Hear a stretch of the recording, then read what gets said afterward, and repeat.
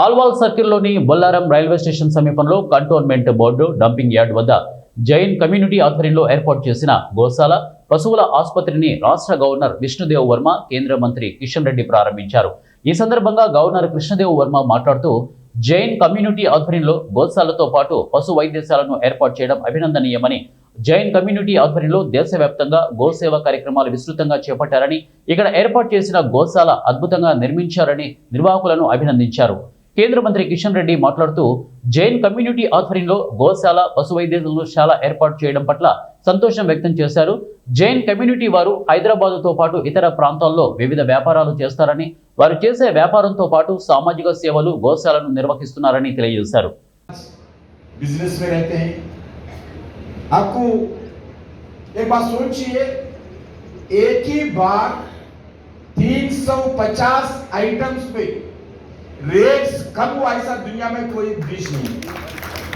एक ही समय पे एक ही आर्डर पे 350 वस्तुओं पर आइटम्स के ऊपर जीएसटी कम करने के कारण, न्यू जनरेशन रिफॉर्म्स के कारण रेट्स कम हुआ है। ये कभी दुनिया में किधर भी नहीं था। एक बात मुझे मालूम है, अगर रेट से गाय हो बछड़े हो उनका चोई अगर हेल्थ के बारे में अगर फोन करते हैं, हमारा डॉक्टर आधा घंटे के अंदर उनके घर के सामने जाते हैं। ऐसी एक veterinary hospital VH on Wheels के नाम पर मैं चलाता हूँ, खुद मेरा पर्सनल। आज लगातार हर दिन हम लगभग ఎందుకంటే గోరవ సంరక్షణ అనేది చాలా ఇంపార్టెంట్. మన హిందూ సాంప్రదాయ సంస్కృతికి అదొక నిదర్శనం. అలాగే ఈ ప్రోగ్రామ్ను చేసి, అంటే ఈ గోశాలను నిర్మించిన గౌతమ్ జైన్ గారికి నేను ప్రత్యేక ధన్యవాదాలు తెలియజేస్తున్నాను. అలాగే ఇక్కడికి విచ్చేసిన గవర్నర్ గారికి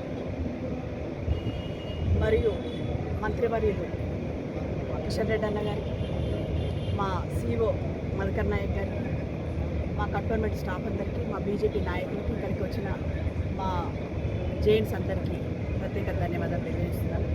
ఇందులో భాగంగా మేము పాల్గొనడం అంటే గతంలో మా గురుమహారాజు ఒకసారి మేము కలిసినప్పుడు ఒక 2 years బ్యాక్ మీ కంటోన్మెంట్లో దానికి ఈరోజు అవకాశం నాకు వచ్చిందని నేను అనుకుంటున్నాను. మొన్న ఒక 4 months బ్యాక్ బోర్డులో ఈ గోశాలకు సంబంధించిన దాన్ని మేము పాలు చేయడం జరిగింది. 1 ఎకరం